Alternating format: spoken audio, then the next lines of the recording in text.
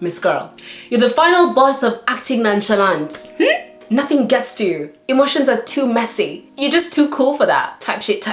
Acting nonchalant is just that. It's an act. And until you can learn to feel those emotions without falling apart, you've barely scratched the surface of your true power. Because your power lies in your ability to feel your emotions and alchemize those emotions. People have created art from pain. Kendrick Lamar won 5 Grammys because of hate. There's a reason why we were created with emotions. At the core of every single thing we do as human beings is emotions. We do what we do because we either want to feel something or we're running away from feeling something. Think about every single thing in your life. In this hostile dating climate, you're still going on dates because you want to feel loved. You want to feel appreciated. And so you still go on those dates. You hate your job, but you still show up to work every single day because you want to feel secure. You want to feel successful. You brush your teeth in the morning even when you're groggy because you don't want to feel embarrassed because you're having bad breath. You might think that you're so much better than everyone because you act nonchalant, because you don't allow yourself to feel things. Take it from me. I went through my whole life taking pride in the fact that I know how to get on with life. I know how to do what needs to be done. I know how to move past the emotion and just do what needs to be done. I used to look at people who feel too much emotions and I just used to think that's just messy. Why are you doing all of that? This is how people end up getting into depression because you're so busy running away from your emotions because you think that if you allow yourself to feel them, you'll fall apart. You actually won't. You think that if you can just neatly tuck away those emotions or pretend they're not there, they'll stop existing. It's not just for the women, because I know that men think you're too cool for this. You're too, everything is just type shit for you. You can keep saying type shit all you want. There's a reason why men have the highest suicidal rates. And whether you're the avoidant, numb type who struggles to validate your emotions and you just don't feel things, or you're on this other end where emotions overwhelm you and you don't even know how to move past the emotions because it's just too much. Both sides are emotionally dysregulated. So let's get into it. I have my laptop with me because this is a very serious topic. I never really script my videos, but this video I wanted to make sure that I give you guys as much value as possible because this topic is so important to me and I don't care if only one person finds the value in this video. I have given my all because this is something that I have had to navigate by myself and I just had to figure shit out. And I don't think anyone should have to do that. So if you see me looking down, it's because I need to see what's in my laptop so that I can make sure that I'm taking you guys step by step. I have divided this video into 3 different chapters. In the first chapter, we're going to talk about the importance of emotions, what emotions are, why the fuck we even experience them,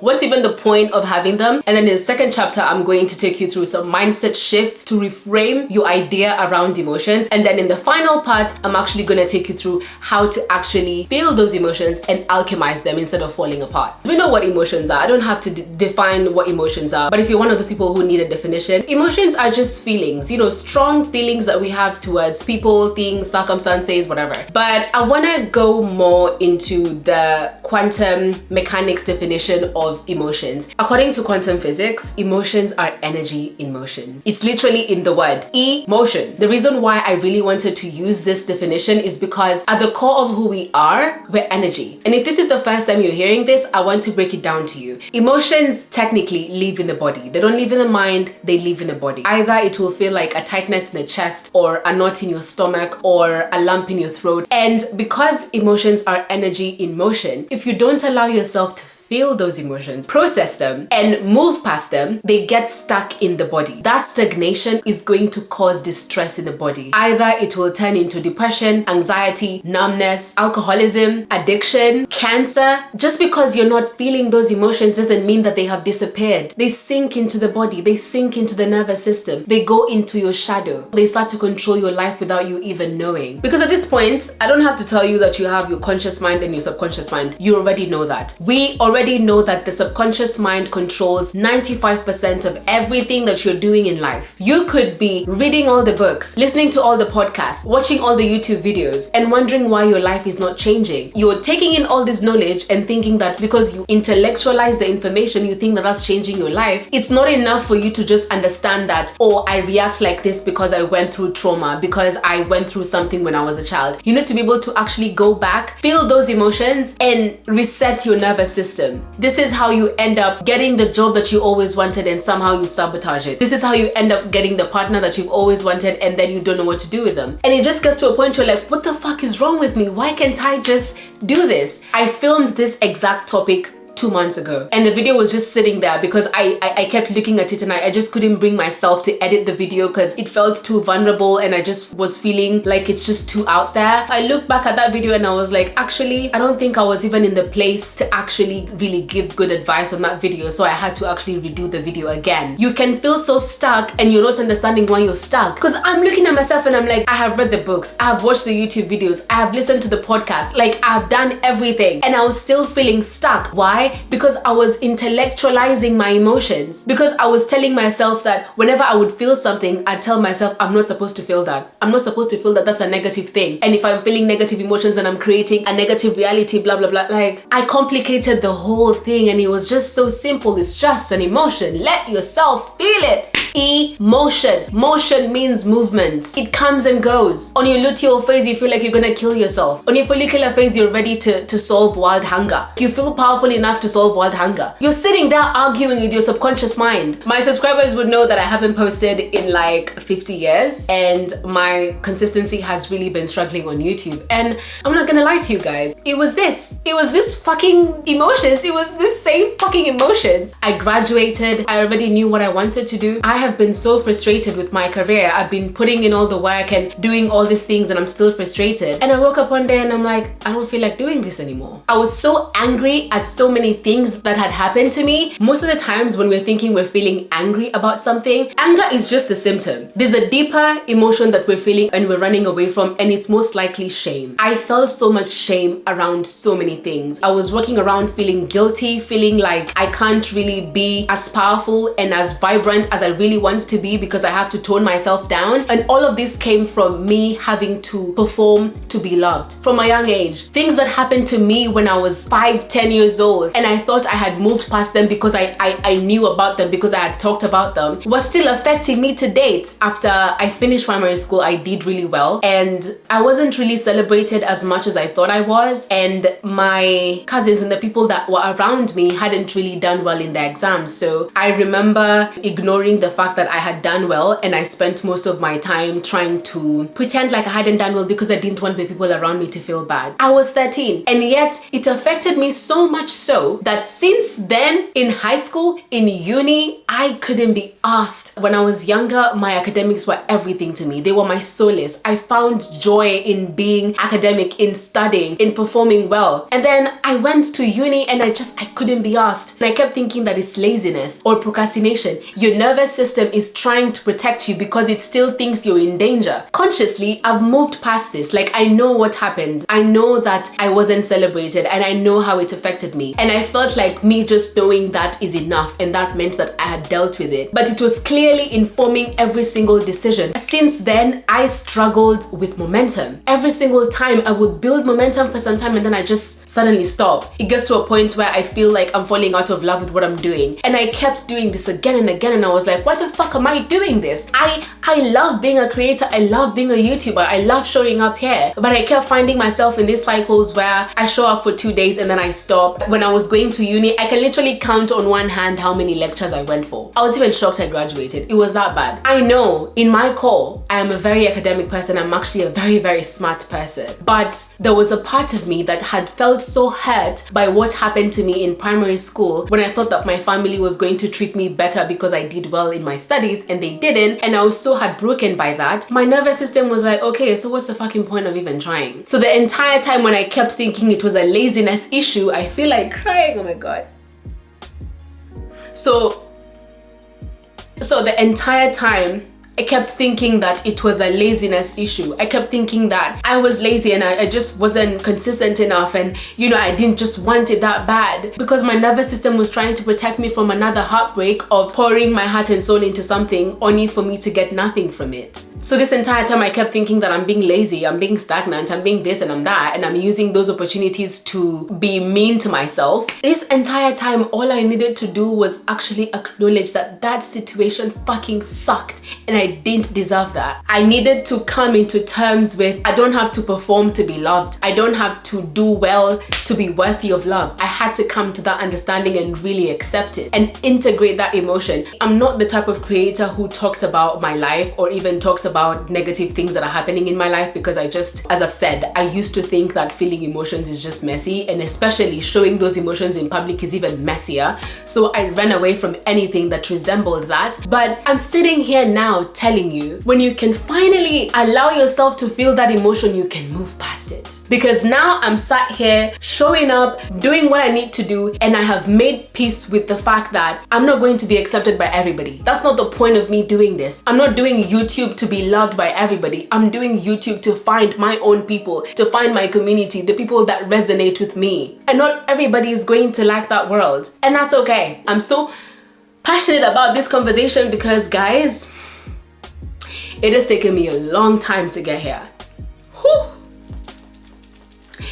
It's taken me so long. I'm even diverting from my scripts now.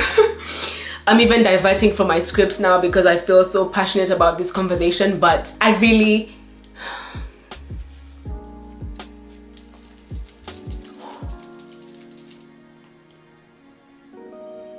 Oh God, guys, okay.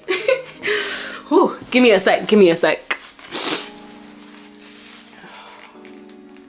It's so crazy that we live in a world that has conditioned us to demonize the core of who we are, because the core of who we are is emotions. Everybody is obsessed with acting like they don't care. People are getting into relationships and you get into a competition of who's gonna call and who's not gonna call and who's gonna text first and who, like, what the fuck is this? I really did not expect myself to start crying in this video. That's why I had a script, because I was like, I'm just gonna go straight to the point. I'm just gonna say what I need to say. Let's go back to the drawing board. So, Chapter 2, mindset shifts that I want you to have so that I can help you to actually navigate these emotions. So I have broken down this second chapter into different parts. I'm going to talk about emotions when it comes to people, emotions when it comes to circumstances, and emotions when it comes to manifestation. So let's start with emotions versus people. Unless you're new to this life thing, you will be triggered. You will be triggered by people, and there's times where you'll interact with someone and get so triggered by them and you don't even know what's fucking triggering you. There was somebody that I interacted with. She was absolutely stunning. I'm talking drop dead gorgeous, stunning as hell. The type of person that I would be friends with, because I like being friends with stunning women. And something about her energy made me feel so deeply insecure, which was such a new phenomenon for me, because I'm like, I don't even want to admit to myself that somebody is making me feel insecure, because, you know, I'm a bad bitch. Like, I don't want to feel insecure. I don't want to acknowledge that I'm jealous. I'm so blessed to have a best friend that I can talk to about anything. And I called my best friend and I told her, I think I'm jealous of someone. And until we sat down and really broke it down and went through the conversation, and I actually admitted to myself that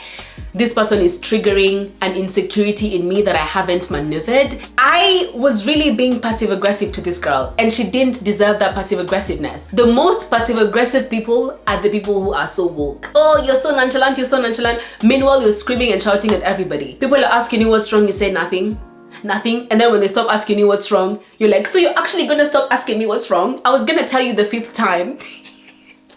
Can we actually be for real? The one thing that I need you to understand when it comes to people can only meet you as far as they have met themselves. The problem is you take things personally. People meet you at their state of consciousness. I graduated with accounting and finance. Somebody could look at me and think, what is wrong with you? You should be looking for a job. Go and do something in accounting and finance. I decided to boycott that and do what I actually want to do, which is doing YouTube. To somebody else, that could be unrealistic, but that's nothing to do with me. That is their own limitation. And the moment you start taking things personally and trying to explain yourself to somebody or proving your point to somebody, you're entering entering that state of consciousness. People experience you through themselves. You know, when you're talking to someone and they may be telling you a problem that they've had, you listen to what they're telling you based on how you would deal with it. When you start trying to explain yourself to somebody, you're leaving your frequency and you're entering theirs. You're entering their limitations. If somebody has never been a YouTuber, they don't even believe that it's possible to be successful as a YouTuber. They think that it's overly saturated. That's their opinion. That's nothing to do with me. And so if I tell somebody like that, oh, I'm a YouTuber, I do YouTube. First of all, I need you guys to clap for me because it took me a very long time to be able to vocally say that I am a YouTuber. Now, when strangers ask me, what do you do? I say, I do YouTube.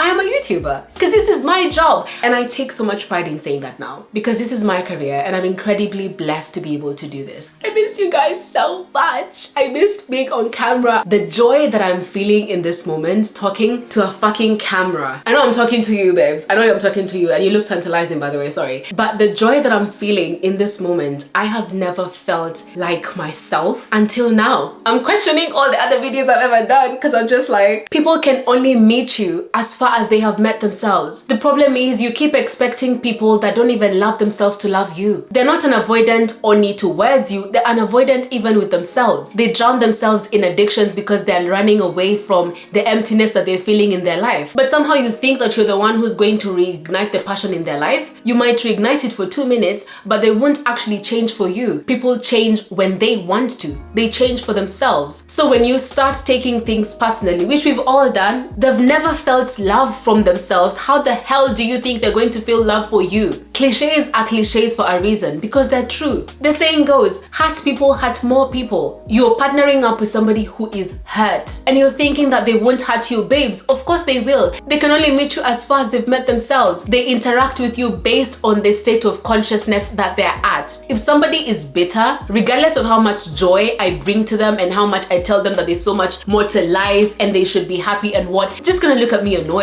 It is not your job to fix people. Leave people where they are. Don't hate them. Don't be resentful towards them because trust me, they're not treating you like that because they're bad people. They're treating you like that because somebody somewhere hurt them so bad and that is the only emotion they have access to. However, just because you're feeling compassion for them doesn't mean that it's your job to fix them. You can feel compassion for them from afar. A detached compassion. Now when I interact with somebody that feels so bitter, I just look at them and I think, I feel sad for you. I feel sad that this is the only emotion you have access to. And I leave them there because it's not my job. I've done it before. I've tried changing people and it never works. In fact, you just get stressed for nothing. Now you're traumatizing yourself for nothing. You're traumatizing yourself because you're deciding to involve yourself with somebody that doesn't have access to the emotions that you want them to have access to. You start to chip away parts of yourself so that you can accommodate them. And then next thing you know, you wake up one day and you don't even recognize yourself because you lost yourself trying to be there for somebody else. Leave people where they are. If you interact with somebody and you're not on the same frequency, you're not on the same energy, you're not on the same vibe, leave them where they are. Let it go. Let it go.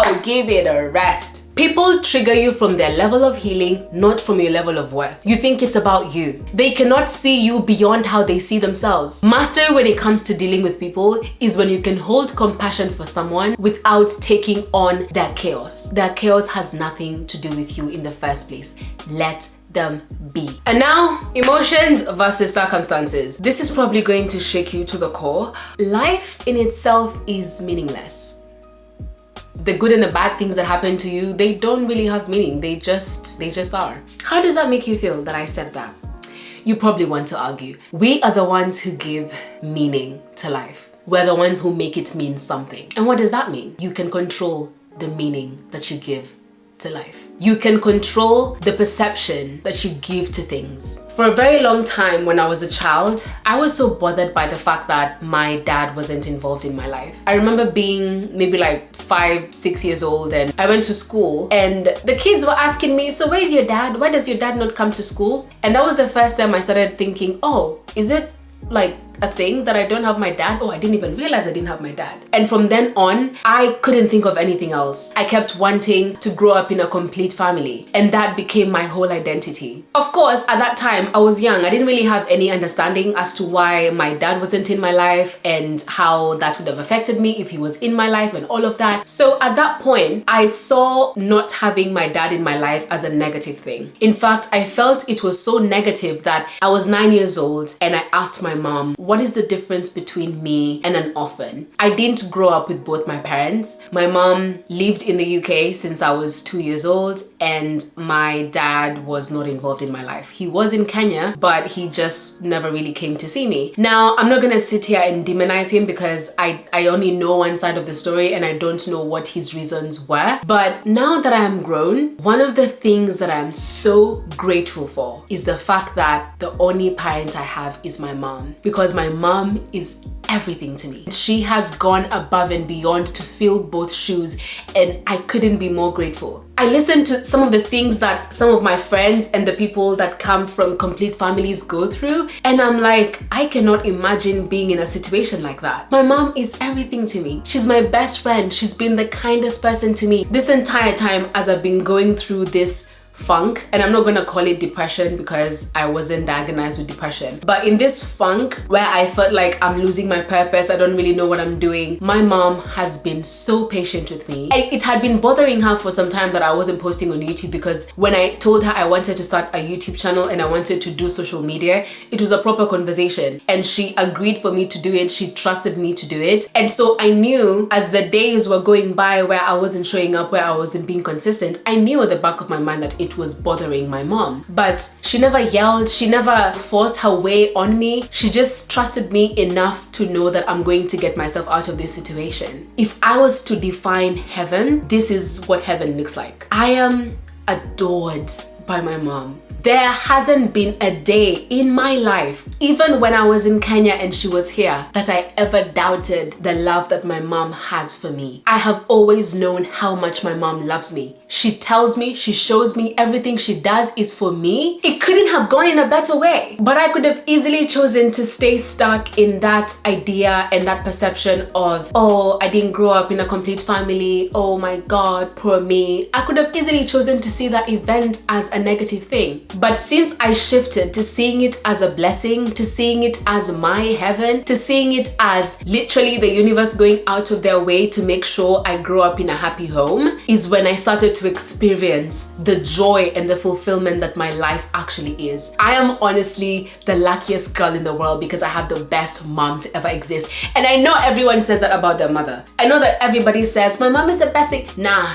You've not met my mom. Sorry, you've not met my mom. She is the most intentional parent I have ever met, seen, heard of. I have heard of a lot of single moms that have really gone above and beyond to raise extraordinary children. Until date, nobody comes close to my mom. People who come from complete families, whilst that is a massive blessing, they have to navigate the complexities of their mothers and the complexities of their fathers and the complexities of their siblings. I don't really have to deal with all of that. It's literally just me and mom against the world. Most of the time when I'm not posting on YouTube is because I'm talking to mom. And we're spending the whole day just talking. We'll talk today, talk tomorrow, talk there the next day. She is literally my best friend in the world. When it comes to emotions and circumstances, perception is key. You decide what the things that happen to you mean. Why is it always me? Like, when does it end? Oh my God, I can't catch a break. Why is it always me? Why me? The more you keep saying and believing that things are happening to you and life is against you and all of that, the more you keep cementing that fact. And because our frequencies create our reality, it now becomes a bad thing. God did not create anybody and say, you're gonna be the example of the people who suffer. You will suffer your whole life. I don't want peace. Problems always. Because God is unconditionally loving. Human beings don't even have the ability to conceptualize the meaning of unconditional love. Unconditional love means love with no conditions. Literally, you and Hitler are loved the same. And I know that's fucking crazy to think, because we have been brought up in a world where we think that the way we perform, the way we act dictates how much we are loved. No, to God, you and Hitler are the same. I'm saying the exact same. I say to myself, I'm a princess. Things literally just work out for me. I don't even know how they literally just do. And because I keep saying that, things have always worked out for me. Even when I was falling apart, even when I wasn't posting on YouTube, I have never not had food on the table. I have never not had a roof over my head. The belief for me is I'm always taken care of. Think of it as a pendulum. You know, there's ups and downs. Like, it's just, you know, like a little seesaw. Like, yeah, one day this happens, next day this one, next day this other one. But then we take things so deeply and we make it ours. We identify with what happened to us because God forbid we get over it. God forbid you didn't have a hard childhood. You have to say that you had a hard childhood so that people can feel sympathy for you, so that people can really understand the kind of life that you've been through. Allow your life to be good. Perceive things to be a good thing. There's normally that thing that motivational speakers say a lot. Two sons came from a father who was an alcoholic, and one of them ended up being exactly like his father, and the other one ended up being the opposite of his father. And both their reasons were, my father was an alcoholic. The way you look at life is how life looks at you. If you're looking at a certain event as a bad thing and you're allowing your emotions to spiral out of control because you're really believing that it's a bad thing, guess what it's going to become? It's going to become a bad thing. Nero normally says, the wise are the same in pleasure and in pain. Be the same in pleasure and in pain. Instead of looking at things as they're falling apart, the universe is recalibrating everything so that they can come in harmony and bring you exactly what you wanted. Because from where you're sat, when you ask for something, you don't really see how it's going to come in your life. You just know that you want it. But the universe sees the path of least resistance. The universe knows that if I was to give you this thing and the current life that you have right now, you won't be able to handle it. You won't be able to carry it. You won't be able to really step into the position of actually managing that. I kept wondering why I wasn't getting 100,000 subscribers, but I hadn't really become the kind of person that 100,000 subscribers will be inevitable for. Now that I'm out of that whole fog, I'm ready to get back to action. It feels natural for me to do this. It's going to almost midnight right now and I'm still talking to the camera. I'm excited to talk. Until I navigated the stagnant energy that I was feeling and got out of that energy, now it's inevitable for me to create. It's inevitable for me to show up. I'm enjoying this, I'm having fun. I'm even wondering what I'm gonna do with this makeup because I really look stunning, guys. Like, you know, with the bob and everything. Your brain blocks out 99% of what's going on around you to protect the identity you have of yourself. That is enough for me to wrap up this video. Life is not happening to you, it's happening through you, babes. I normally go for walks every single day, and every single day I do about 10,000 to 15,000 steps.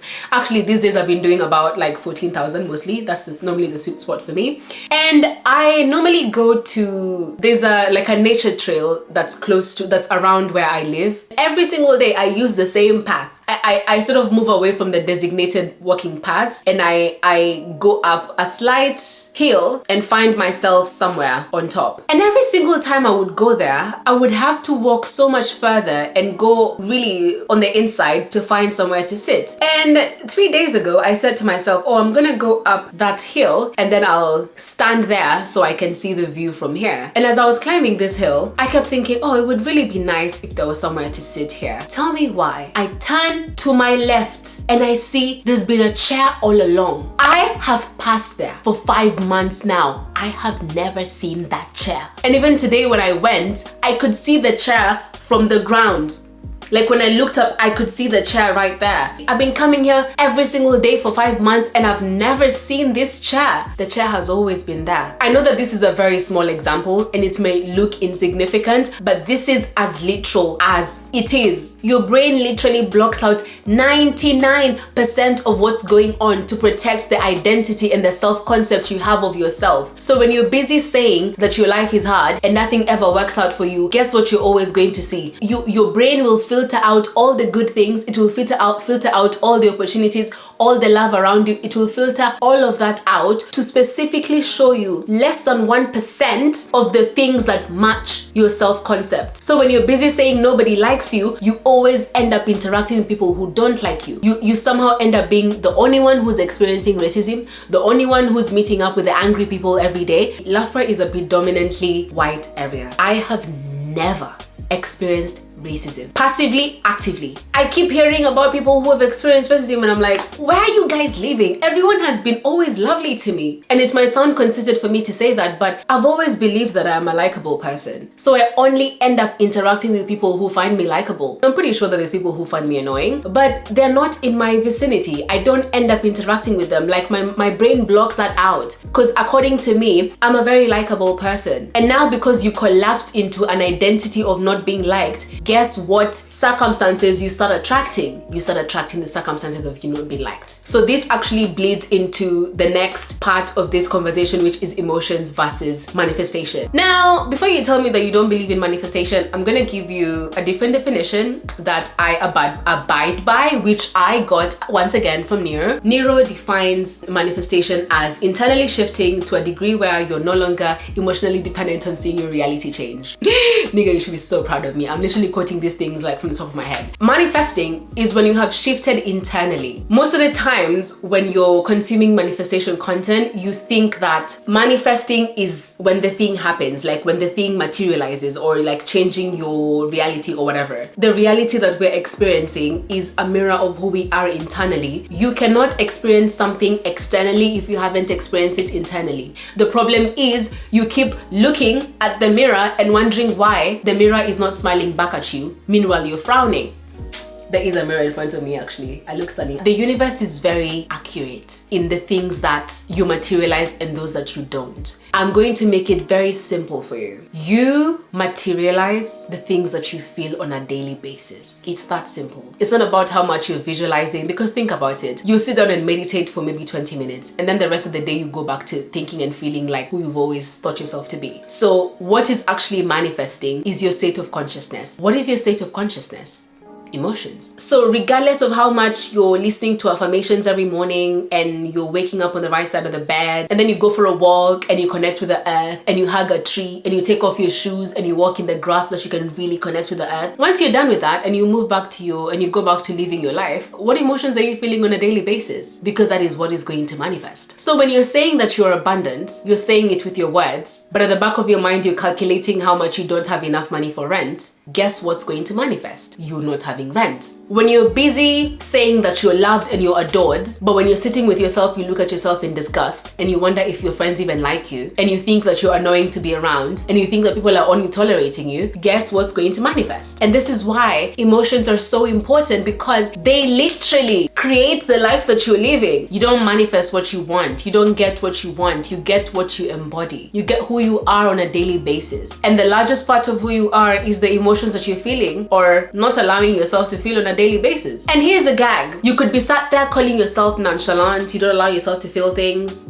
You think the universe cares about you being nonchalant? You can lie to us that you're nonchalant and you don't feel anything, but your emotions are fuel. Whatever you resist will persist. Whatever it is you're resisting is going to find its way back up. And why are you even resisting it in the first place? You're resisting it in the first place because you think it has some power over you. You think that if you allow yourself to feel it, then it makes you that kind of person. You think that if you allow yourself to feel jealousy, then you have become a jealous person. Or if you allow yourself to feel anger, you've become an angry person. Separate yourself from your emotions. You're experiencing the emotion of anger the same way you experience the emotion of joy. And I find it so funny when people say, I saw their true colors, when somebody expresses their negative emotions. And it's like, so when they were expressing their positive emotions, that wasn't their true colors. Like, we've been so conditioned to deem anything negative as realistic. If we perceive something to be negative, we think we're being wise. We think we're being realistic. I just told you that this thing that you're calling reality is actually less than 1%. The other 99% is what now you guys describe as delusion. So actually, people who are being delusional are being more truthful, are being more real than people who are being realistic. Because the people who are being realistic are basing their judgment on something that it's less than 1%. Just because something hasn't happened yet doesn't mean that it's not going to.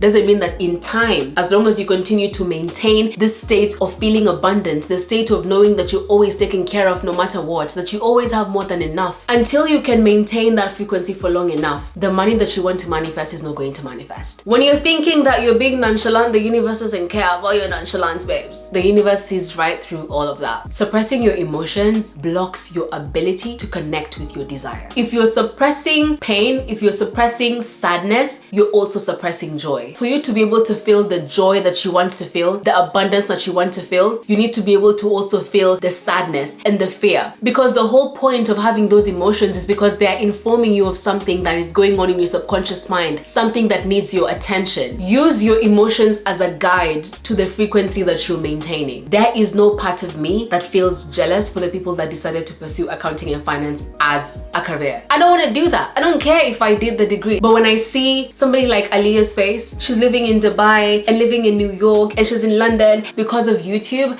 that I feel jealous of. Not because I'm a jealous person, but because that's also something I want to pursue. So the jealousy is informing me of something that is important to me, something that I want for myself. And now the problem comes in when you start to identify with those emotions, because you don't even want to acknowledge that you're feeling jealous, because God forbid you're not a jealous person. When you feel fear, that is your soul communicating to you that you're doing something that is uncertain, something you've never done before. Doesn't mean that it's wrong, doesn't mean that it's bad, doesn't mean that it's not gonna work. You just haven't done it before. If you do it and you see how you get on with it, and you actually see that it wasn't even a big deal in the first place, the fear is going to disappear. Welcome it. In fact, look at the emotion with curiosity. When you learn to feel your emotions, all of your emotions, without suppressing any one of them, you become whole. And now when you become whole, you can truly connect with your desired reality. Because the reason why you want your desired reality is because you want to feel an emotion. We don't want money just for the sake of having money. We want money because it's going to signify something. I'll be able to do anything I want. I'll be able to live anywhere in the world. I'll be able to do things with my friends and take care of my loved ones. It's about a feeling. I want to have a feeling. But when you're so busy suppressing your emotions, how the hell are you going to do that? And now, to the part that everyone has been waiting for. How the hell do you actually feel your negative emotions without falling apart? Now, this is the part that is definitely the most uncomfortable. I went through the mindset shift that I did because I want you to intellectually understand what you're doing and why you have to get over the emotion in the first place, yeah? Now, how do you actually navigate those negative emotions when they come up? When you notice yourself feeling the emotion, feeling something, because most of the times when you're triggered, you won't necessarily know what has triggered you or why you're triggered or what emotion you're even feeling. I need you to sit with yourself. It sucks to sit with yourself when you're experiencing negative emotions. I'm not even gonna lie to you. I sat with my emotions and I was like, bruh, now what? Now I'm here and it's not gonna be easy. You're gonna want to run away from it. You're going to want to rationalize it. You're gonna want to point fingers and say that you're feeling it because they made you feel like that. I've told you, people can only meet you as far as they've met themselves. It's not that they made you angry. It's that something was triggered within you. Something that was already within you has been triggered. If I yell at a child and I start insulting a child, they look at me and start laughing because they have no idea what I'm talking about. They haven't experienced life enough for them to even know that I'm insulting them. But the reason why the insults will hurt you is because there's a little part of you or a big part of you that low-key believes those insults. You're not triggered because the person was rude. You're triggered because you think what they said was true about you and you're ashamed that they've seen you. So it's not them, it's you. So sit with that emotion. Don't mask it. Don't intellectualize it. Don't pretend you're not feeling it. Sit with it. No distractions, no music, no TV, no phones. Just sit with yourself. Where in the body are you feeling it? Is it in your heart? Is it in your chest? Is it in your throat? Is it in your stomach? Where are you feeling this emotion? What name is this emotion? It's not just anger. And if you feel inclined to say anger, it's probably not. Dig a bit deeper than that. I want you to approach this with a lot of curiosity. They're just emotions, okay? They come and go. It's really not that deep. In the case where I had that girl that made me feel a bit insecure, my ego didn't want me to acknowledge that I was just feeling insecure. I felt like she was better than me. That was the truth. I felt triggered by her. She didn't really do anything to trigger me. I just felt like she was better than me and she knew that she was. It wasn't because she was bad. It wasn't because I was bad. She carried herself with so much poise. And it's like she moved with this level of confidence, like she knew who the hell she was. That triggered me because I wanted to have that effect on someone. I wanted to feel like that about myself. I wanted to walk in a room and have that effect. So don't sit there saying, okay, I feel like this, but I shouldn't. No, you should. You're feeling it. You can't say you shouldn't. You already are. Like, who are you arguing with? Your emotions are never in your mind. When you find yourself thinking about what you're feeling, you're not actually feeling it. You're thinking about feeling it. You're intellectualizing those emotions, and it's not going to make, you're not actually actively processing it. You need to be with your body, and this is a practice you need to actually learn. And as you're doing this, let whatever wants to come out, let it come out. For me, it's normally tears. The tears are normally right here. Like, guys, I will cry for everything. I come from a very loving home, so I am a crybaby, and I know that I can cry to my mom. Then once I've had a good cry, I can finally see. Your brain is really smart. When you ask your brain the right questions, it will answer it. The problem is, the questions that you're asking your brain is, oh my God, what the fuck is wrong with me? What the fuck am I feeling this? When you ask yourself that, now your brain is going to tell you because you're a piece of shit, because you're weird and no one likes you. That's what your brain is going to tell you. But when you ask your brain, why do I feel hurt by this? It will tell you. The answer will come. Guys, I promise you, it's really not woo-woo. It's actually scientific. The most important part, separate yourself from that emotion. You're not an angry person. You're a person experiencing the emotion of anger. You're not a sad person. You're not depressed. You're experiencing the feeling of sadness. You're not shameful. You're experiencing the emotion of shame. This is the most important part of this entire process. Understanding that this emotion is just that. Emotion. Energy in motion. It's an energy, and once you express it, once you process it, it's gonna go. It's a wave. When you separate yourself from it, you can finally allow yourself to actually acknowledge what you're feeling, because you feeling what you're feeling doesn't define you. It doesn't make you that emotion. It just means that you're experiencing it. So you can let it inform you of what it's informing you, and then let it pass. Do what you need to do to get it out of the system. Shake if you have to, jump around, scream, go take a walk. Sometimes all you actually need to do is take a walk, honestly. There's so many times I thought I was depressed, and then I took a walk and I was like, actually, never mind. Or I've been crying and wondering what I'm doing with my life, and then the next day my period comes. If you have somebody in your life that you can talk to them. But as you're expressing them, remain aware of the mindset shift that we've talked about. So instead of lashing out at people, I'm not saying you go lash out at somebody because you feel angry at them. Understand why you're feeling angry, because this anger is not about them. It's you. They've triggered something in you. Emotions are not there to be fixed. They are there to be decoded. It's a code from your soul, from your subconscious mind. It's telling you something. Do what you have to do to let the emotion out of your body. And now, alchemize the emotion. It's not just about feeling the emotion and then leaving it there. The emotion was there to tell you something. So now that it's told you what it needs to say, you need to take that message and do something with it. There's a reason why we say that Summer Walker makes the best music when she's heartbroken, because she channels her pain and her heartbreak into her music. Alchemize that emotion. An example is what I'm doing right now. I made a whole video out of an experience that I thought was ruining my life. This is me alchemizing my emotion. What I went through was probably one of the darkest periods of my life, and I didn't even realize that. When I was feeling uncertain of what I was doing, when I was feeling fear, it was informing me that I was disconnected from my purpose. The fact that I experienced something like that means that there's plenty of other people who are also probably experiencing the same thing, and I might be able to help them. For you, it could look like you having higher standards because you went through a heartbreak. The heartbreak informed you of what is a non-negotiable for you. So you set better standards, and you only date people that reach those standards. And now, the final step to all of this, embody the opposite frequency. If you felt ashamed because you were triggered by somebody, now you've been informed of a wound that has been in your body and you hadn't dealt with it. So when you are feeling ashamed, feel enlightened now. Because as I've said to you guys, you don't get what you want, you get what you embody. You get who you are being. If you envy that person because of the way they carry themselves, you clearly want to carry yourself the way they carry themselves. And not because you're trying to copy them, but because it's informing you that there's a part of yourself that you're diminishing. So how do you embody the opposite? By not being scared of your own light. That's how you build your aura. Now, this one thing that started as jealousy has turned into you becoming so magnetic. I'm tired, but I'm happy tired. I feel so inspired to be back to myself. I haven't felt this excited about content in a very long time. And I am so excited that I allowed myself to feel all those dark, deep, dark emotions. And now I'm here. I feel happy. I feel fulfilled. I'm happy because I never experienced it. Get off your ass so she can ride itself. You're dope as fuck, but don't apply yourself. Kill your ego and all the more vendettas. You need to burn down your pride, and you'll be cool forever. You're not depressed, you're just afraid to work. Bitch, you ain't on me, just afraid to hurt. That pain gon' help you write your greatest work. That pain gon' help you find your greatest perk. You think you know you, but I know you better. I love you.